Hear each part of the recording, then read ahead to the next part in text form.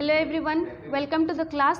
In our today's class, we are going to study poem The Quality of Mercy. ಇವತ್ತಿನ ಈ class ಒಳಗೆ ನಾವು quality of mercy ಅನ್ನೋ ಒಂದು ಪದ್ಯವನ್ನು ಕಲಿಯೋಣಂತ. So before going to start the poem, let us see about the poet. So ಆ poem start ಮಾಡೋಕ್ಕಿಂತ ಮೊದಲು ನಾವು ಕವಿಯ ಪರಿಚಯನ ನೋಡೋಣ. Open page number 44. Know about the author.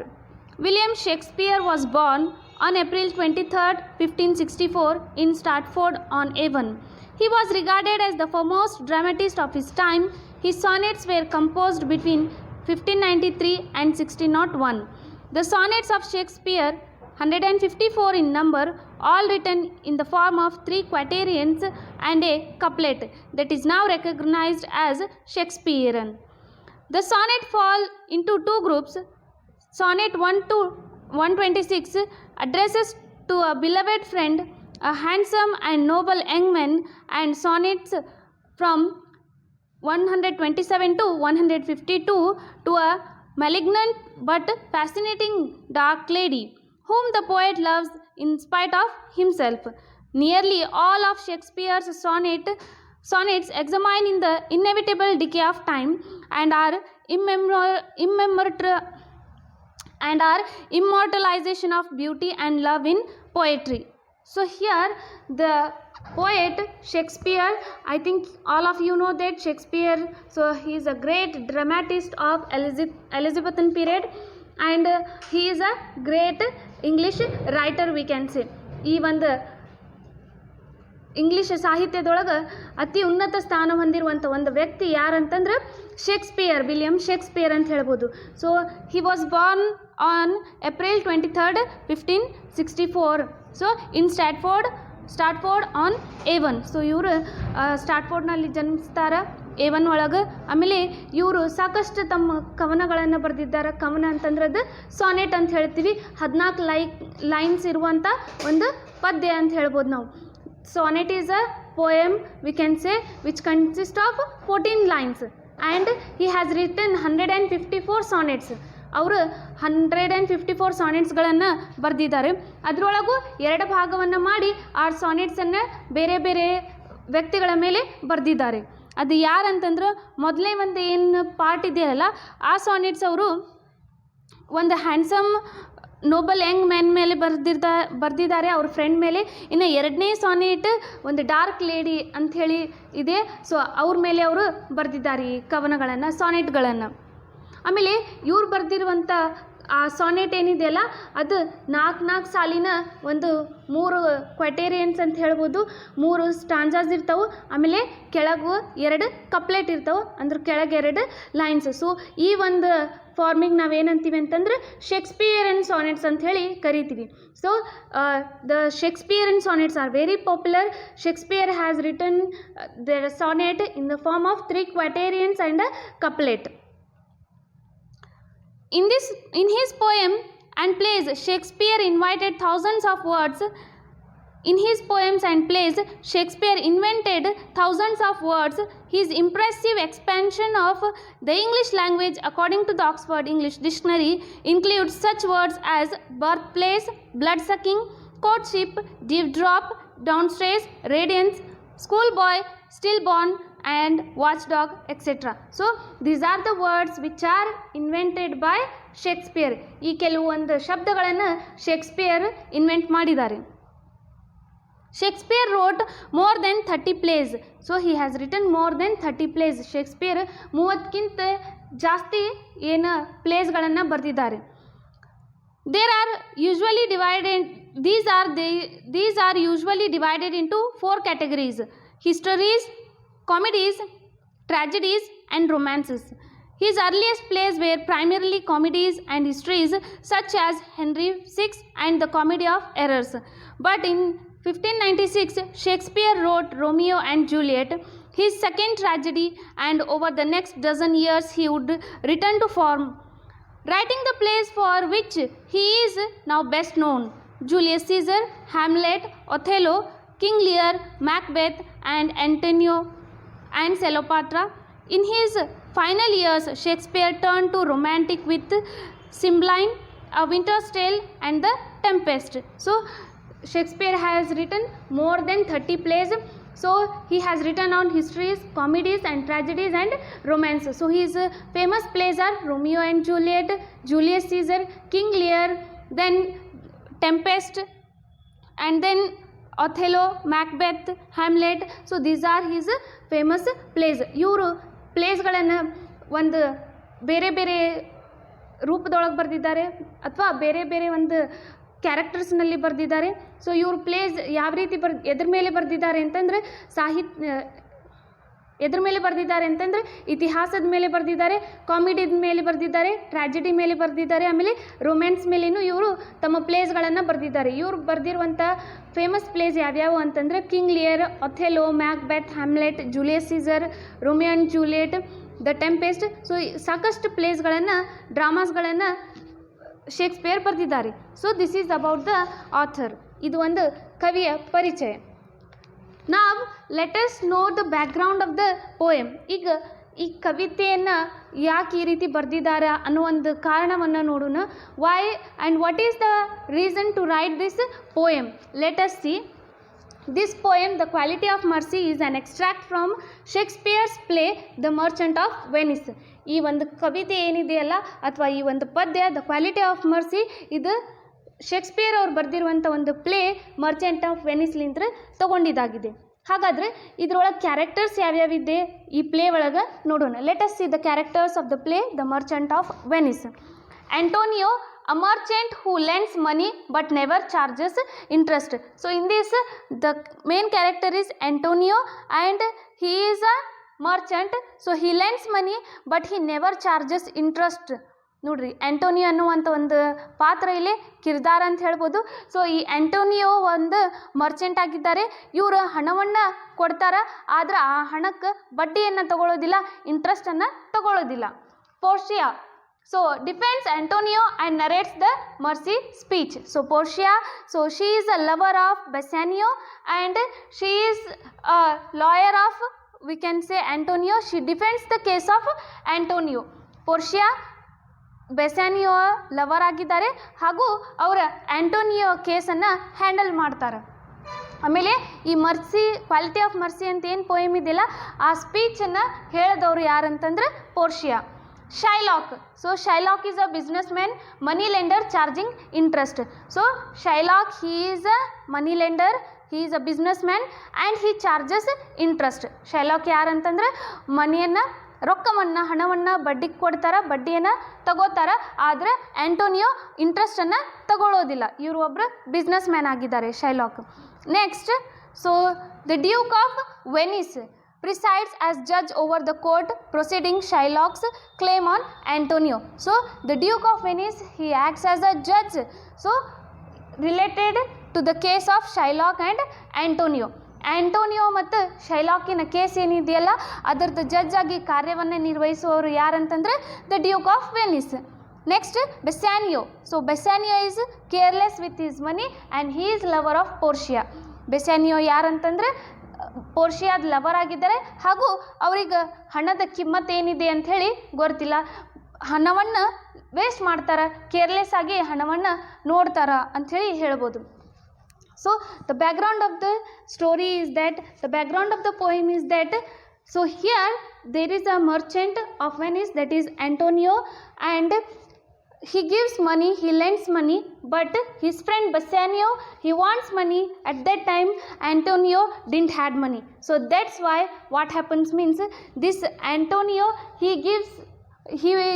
takes money from Shylock on interest and he gives that money to Bassanio. And so Shylock, so he gives on one condition, he gives money, he lends money on one condition, that is if that condition is that if Antonio doesn't repay the money, doesn't give that money back in a certain time, in a certain period, then this Shylock will take 1 pound of flesh from Antonio's body. ನೋಡ್ರಿ ಏನಾಗುತ್ತಂದ್ರೆ Antonio ತನ್ನ friend ಬೆಸ್ಯಾನಿಯೋ ಆಗಿರುವಂಥ ಬೆಸ್ಯಾನಿಯೋನ help ಮಾಡೋಕ್ಕೆ ಏನು ಹೇಳ್ತಾರಂತಂದ್ರೆ ಹಣವನ್ನು ಕೊಡಿಸ್ತಾರೆ. ಇವ್ರ ಕಡೆ ಹಣವನ್ನು ಕೇಳಕ್ಕೆ ಬಂದಿರ್ತಾರೆ ಬೆಸ್ಯಾನಿಯೋ, ಆದರೆ ಆ್ಯಂಟೋನಿಯೋ ಕಡೆ ಹಣ ಇರೋದಿಲ್ಲ. ಹಾಗಾಗಿ ಆ್ಯಂಟೋನಿಯೋ ಏನು ಮಾಡ್ತಾರೆ ಅಂತಂದ್ರೆ ಬಡ್ಡಿಲಿಂತ್ರ ಶೈಲಾಕ್ ಕಡೆ ಹೋಗಿ ಹಣವನ್ನು ಕೊಡಿಸ್ತಾರೆ, ತಾವು ಜಾಮೀನರಾಗ್ತಾರೆ. ಸೊ ಈಗ ಏನಾಗುತ್ತಂದ್ರೆ ಆ್ಯಂಟೋನಿಯೋ ಜಾಮೀನನ್ನು ಕೊಟ್ಟು ಆ ಹಣವನ್ನು ಬೆಸ್ಯಾನಿಯೋಗೆ ಕೊಡಿಸ್ತಾರೆ. ಶೈಲಾಕ್ ಒಂದು ಕಂಡೀಷನ್ ಮೇಲೆ ಹಣವನ್ನು ಕೊಡ್ತಾರೆ.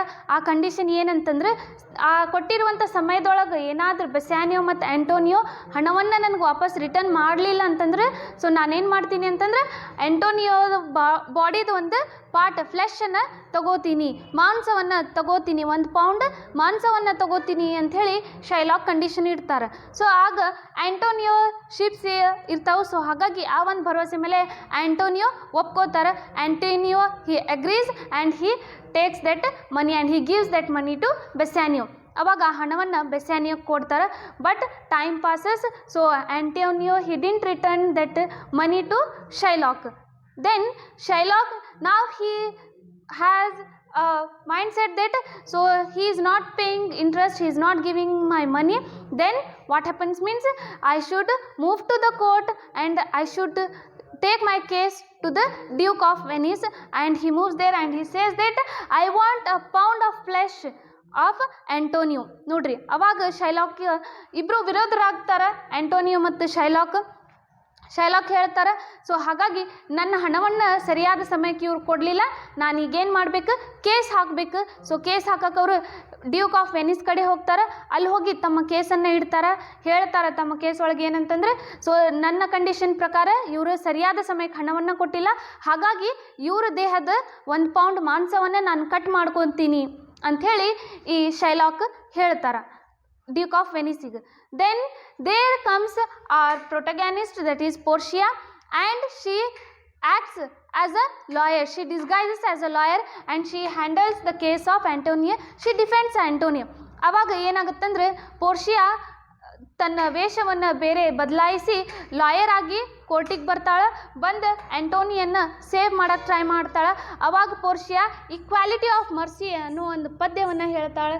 ಈಕ್ವಾಲಿಟಿ ಆಫ್ ಮರ್ಸಿಯ ಸ್ಪೀಚನ್ನು ಪೋರ್ಷಿಯಾ ಹೇಳ್ತಾರೆ. But what happens means at the end this Shylock, he is not ready to accept it, he is not ready to show the mercy.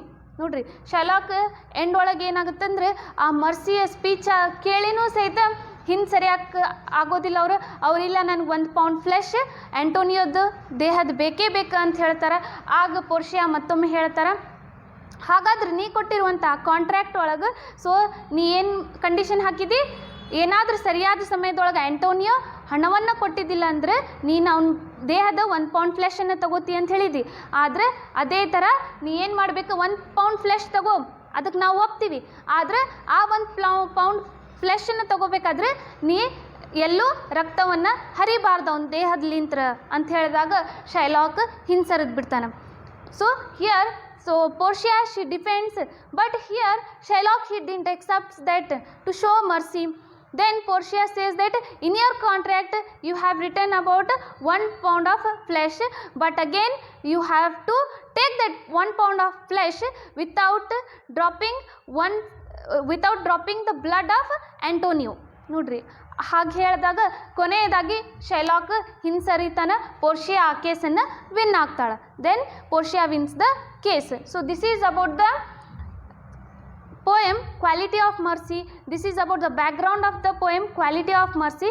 Now let us see how this Portia, she narrates the speech of Quality of Mercy. ಯಾವ ರೀತಿ ಈ ಪೋರ್ಷಿಯಾ quality of ಮರ್ಸಿಯ ಸ್ಪೀಚನ್ನು ಹೇಳ್ತಾಳೋ ಅನ್ನೋದನ್ನು ಈ ಒಂದು ಕ್ಲಾಸ್ನಲ್ಲಿ ನೋಡೋಣ. Open page number 41.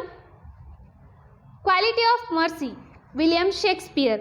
The quality of mercy is not strained, it droppeth as the gentle rain from heaven upon the place beneath. It is twice blessed, it blesseth him that gives and him that takes.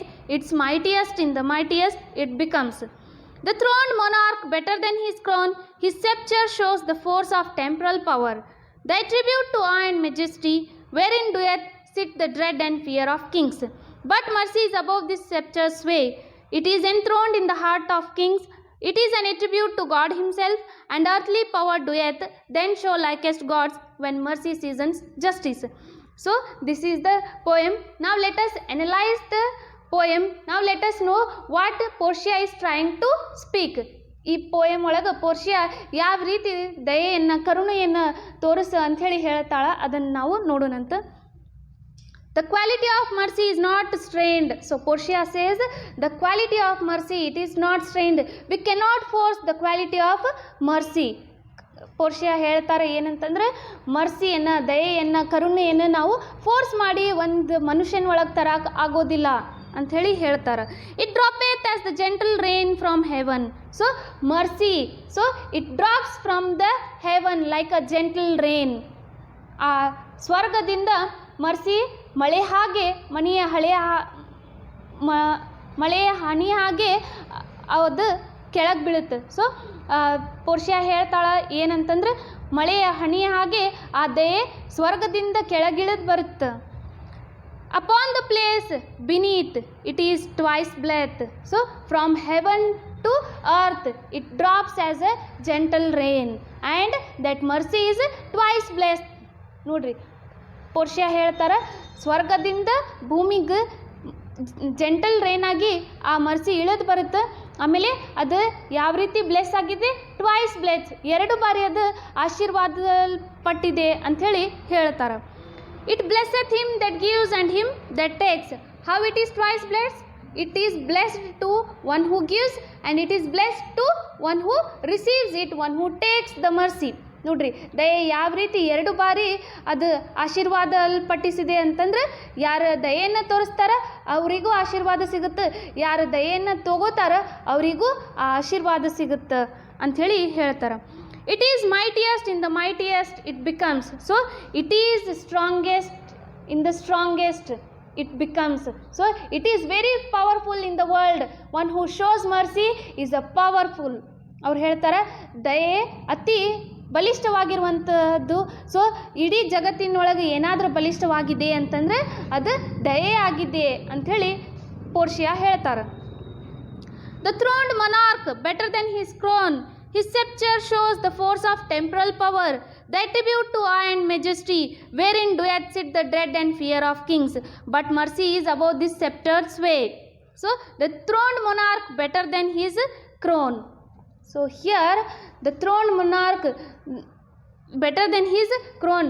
A monarch, a king who sits on his throne, who has a crown, from him that mercy is most mightiest, it is strongest. ನೋಡ್ರಿ ಕವಿ ಹೇಳ್ತಾರೆ, ಪೋರ್ಷಿಯಾ ಹೇಳ್ತಾರೆ ಇಲ್ಲಿ ಏನಂತಂದ್ರೆ ದಯೆ ಎಷ್ಟು ಮಹಾನಿದೆ ಅಂತಂದ್ರೆ ಆ ಸಿಂಹಾಸನದ ಮೇಲೆ ಕೂತಿರುವಂಥ ರಾಜಕ್ಕಿಂತ ಅವನ ಕಿರೀಟಕ್ಕಿಂತ ಮಹಾನವಾಗಿರೋದು, ಅತಿ ಉನ್ನತ ಸ್ಥಾನ ಹೊಂದಿರೋದು ಏನಂತಂದ್ರೆ ಅದು ದಯೆ, ಅದು ಕರುಣೆ ಅಂಥೇಳಿ ಪೋರ್ಷಿಯಾ ಹೇಳ್ತಾರೆ. His sceptre shows the force of temporal power, the attribute to awe and majesty. So his sceptre shows the power of the temporal power. So his sceptre shows the force of temporal power. His sceptre shows that he has a temporary power, he has a worldly power. ಆ ರಾಜನ ಕೈ ಒಳಗೆ ಆ ರಾಜದಂಡ ಏನಿದೆಯಲ್ಲ ಅದನ್ನು ನೋಡಿದಾಗ ನಮಗೇನು ಗೊತ್ತಾಗುತ್ತದೆ ಅಂತಂದ್ರೆ ಸೊ ಅದು ಕೇವಲ ಈ ಜಗತ್ತಿಗೆ ಸೀಮಿತ ಇರುವಂಥ ಒಂದು ಪವರ್, ಕೇವಲ ಜಗತ್ತಿಗೆ ಸೀಮಿತ ಇರುವಂಥ ಒಂದು ಶಕ್ತಿ ರಾಜ. ಆದರೆ ಅದು ಕೇವಲ ಜಗತ್ತಿಗಿದೆ, ವರ್ಲ್ಡಿಗಿದೆ. ಸೊ ಹಾಗಾಗಿ ರಾಜನಿಗೆ ನಾವು ಹೆದರ್ತೀವಿ. The awe and the attribute to awe and majesty. So it is a quality of mercy. So it is a quality more than the king. So it is a very good quality when we compare to the crown, when we compare to the throne, when we compare to the sceptre. So ಇಲ್ಲಿ ಕವಿ ಹೇಳ್ತಾರೆ ಯಾವ ರೀತಿ ಆ ರಾಜನ ಕೈ ಒಳಗೆ ಆ ರಾಜದಂಡವನ್ನು ನೋಡಿ ಎಲ್ಲರೂ ಹೆದರ್ತಾರೆ, ಎಲ್ಲರೂ ರಾಜನನ್ನು ಗೌರವ ಕೊಡ್ತಾರಲ್ಲ, ಆ ಗೌರವಕ್ಕಿಂತ ಮೇಲೆ ಏನಾಗಿದೆ ಅಂತಂದ್ರೆ ದಯೆಯಾಗಿದೆ. Wherein doeth sit the dread and fear of kings. So when that king, so he sits on his throne with his crown, with his sceptre, then everyone is fear. So everyone has a power to respect him, everyone has to respect him. But here above that king there is mercy. ರಾಜ ತನ್ನ ಸಿಂಹಾಸನದ ಮೇಲೆ ಆ ಕಿರೀಟವನ್ನು ಹಾಕ್ಕೊಂಡು ತನ್ನ ರಾಜದಂಡವನ್ನು ಹಿಡ್ಕೊಂಡು ಕುಂತಾಗ ಪ್ರಜೆಗಳೆಲ್ಲ ಏನು ಮಾಡ್ತಾರಂತಂದ್ರೆ ಅವನನ್ನು ಹೆದರ್ತಾರ, ಅವನನ್ನು ರೆಸ್ಪೆಕ್ಟ್ ಕೊಡ್ತಾರ, ಗೌರವ ಕೊಡ್ತಾರ. ಆದರೆ ಆ ರಾಜನ್ಕಿಂತ ಮೇಲೆ ಏನಾಗಿದೆ ಅಂತಂದ್ರೆ ದಯೆಯಾಗಿದೆ ಅಂಥೇಳಿ ಪೋರ್ಷಿಯಾ ಹೇಳ್ತಾರೆ. But mercy is above this sceptred sway, but mercy is above this worldly power, above this sceptred. So she says that ಆದರೆ ದಯೆ ರಾಜನಕ್ಕಿಂತ ಮೇಲಾಗಿದೆ, ರಾಜನ ರಾಜದಂಡದಕ್ಕಿಂತ ಮೇಲಾಗಿದೆ, ರಾಜನ ಕಿರೀಟದಕ್ಕಿಂತ ಮೇಲಾಗಿದೆ, ರಾಜನ ಸಿಂಹಾಸನದಕ್ಕಿಂತ ಮೇಲೆ ಏನಾಗಿದೆ ದಯೆಯಾಗಿದೆ, ಕರುಣೆಯಾಗಿದೆ ಅಂಥೇಳಿ ಕವಿ ಹೇಳ್ತಾರೆ. It is enthroned in the heart of kings, it is an attribute to God himself and earthly power doeth then show likest God when mercy seasons justice. So it is enthroned in the heart of kings. Quality of mercy, it is enthroned in the heart of kings. God is king of everyone, God is king of universe, but kings, so they are gods on this earth. It is enthroned in their heart, mercy is enthroned in their heart. Portia says that. ಪೋರ್ಷಿಯಾ ಹೇಳ್ತಾರೆ ಇಡೀ ಜಗತ್ತಿಗೆ ರಾಜನಾಗಿರೋದು ಯಾರಂತಂದ್ರೆ ದೇವರು. ಆದರೆ ಈ ಜಗತ್ತೊಳಗೆ ಯಾರು ರಾಜರಿದ್ದಾರೆ ಅವರೇ ತನ್ನ ಪ್ರಜೆಗೆ ಆ ದೇವರಾಗಿದ್ದಾರೆ. ಸೊ ಹಾಗಾಗಿ ಆ ದಯೆ ಭಾವನೆ, ಆ ಕರುಣೆಯ ಭಾವನೆ ಯಾರಲ್ಲಿ ಇದೆ ಇಲ್ಲಿ ಭೂಮಿ ಮೇಲೆ ಅಂತಂದ್ರೆ ರಾಜನ ಮನಸ್ಸಲ್ಲಿ ದೇವರ ತಾನೇ ಹಾಕಿದ್ದಾರೆ. ಸೊ ಹಾಗಾಗಿ ನಿಮ್ಮ ದಯೆಯನ್ನು ತೋರಿಸ್ರಿ, ಈ ಕೇಸನ್ನು ದಯೆಲಿಂತ್ರ ನೋಡ್ರಿ ಅಂಥೇಳಿ ಪೋರ್ಷಿಯಾ ಹೇಳ್ತಾರೆ. It is enthroned in the heart of kings. It is an attribute to God himself. So it is an attribute to God himself. It is a tribute to God himself. It is a quality to God himself. ನೋಡ್ರಿ, ನಾವೇನಾದರೂ ದಯೆಯನ್ನು ತೋರಿಸಿದ್ವಿ ಅಂತಂದರೆ ನಾವು ಯಾರನ್ನ ಪ್ರಾರ್ಥನೆ ಮಾಡ್ತಾ ಇದ್ದೀವಿ, ನಾವು ದೇವರನ್ನು ಪ್ರಾರ್ಥನೆ ಮಾಡ್ತಾ ಇದ್ದೀವಿ. ದೇವರು ಕೊಟ್ಟಿರುವಂಥ ಒಂದು ಗುಣ, ದೇವರು ಕೊಟ್ಟಿರುವಂಥ ಆ ದಯೆಯನ್ನು ನಾವು ತೋರಿಸ್ಬೇಕು. ನಿಮ್ಮ ದಯೆಯನ್ನು ತೋರಿಸ್ರಿ ಅಂಥೇಳಿ ಪೋರ್ಷಿಯಾ ಹೇಳ್ತಾರೆ. An earthly power doeth then show likest gods when mercy seasons justice. And earthly power, the king power, so it or the queen's power is earthly power. ಆ ರಾಜನ ಅಥವಾ ರಾಣಿಯ ಏನು ಪವರ್ ಇದೆಯಲ್ಲ, ಸೊ ಅದು ಕೇವಲ ಈ ಭೂಮಿಗೆ ಸೀಮಿತ ಆಗಿದೆ. But it shows likest gods when mercy seasons justice. But when that king or queen shows mercy, then they are like gods on this earth. So mercy has to get justice. Portia says there. ನೋಡ್ರಿ, ಕೊನೆಯದಾಗಿ ಪೋರ್ಷಿಯಾ ಹೇಳ್ತಾರೆ, ಯಾವ ರೀತಿ ನಾವು ದೇವರನ್ನು ಪೂಜಿಸ್ತೀವಿ ಅದೇ ರೀತಿ ಈ ಭೂಮಿಯ ಮೇಲೆ ಯಾರನ್ನು ಪೂಜಿಸ್ತೀವಿ, ರಾಜರಾಣಿಗಳನ್ನು ಪೂಜಿಸ್ತೀವಿ. ಸೊ ಹಾಗಾಗಿ ನಿಮ್ಮ ಮನಸ್ಸಲ್ಲಿ ದೇವರೇ ಆ ಕರುಣೆಯ ಭಾವನೆಯನ್ನು ಕೊಟ್ಟಿದ್ದಾರೆ. ನಿಮ್ಮ ಕರುಣೆಯನ್ನು ತೋರಿಸ್ರಿ, ನಿಮ್ಮ ಕರುಣೆಯನ್ನು ತೋರಿಸಿ ಈ ಜಗತ್ತಿನೊಳಗೆ ನೀವು ದೇವರಾಗಿರಿ ಅಂಥೇಳಿ ಹೇಳ್ತಾರೆ. Devotional, you show your devotional power, she says. ಈ ಥರ ದಯೆಯನ್ನು ನೀವು ಜಸ್ಟಿಸನ್ನು ಕೊಡ್ರಿ ಅಂಥೇಳಿ ಪೋರ್ಷಿಯಾ ಆ ಡ್ಯೂಕ್ ಆಫ್ ವೆನಿಸ್ ಕಡೆ ಕೇಳ್ಕೋತಾಳೆ. So like this Portia she narrates her speech about quality of mercy. ಈ ಥರ ಪೋರ್ಷಿಯಾ ತನ್ನ ಆ ಒಂದು ಸ್ಪೀಚನ್ನು ಹೇಳ್ತಾರೆ, ಯಾವ ರೀತಿ ರಾಜರು ಅಥವಾ ರಾಣಿಯರು ತಮ್ಮ ಭಾವನೆಯನ್ನು ತೋರಿಸ್ಬೇಕು, ತಮ್ಮ ಕರುಣೆಯನ್ನು ತೋರಿಸ್ಬೇಕು ಅಂಥೇಳಿ ಹೇಳ್ತಾರೆ. Thank you.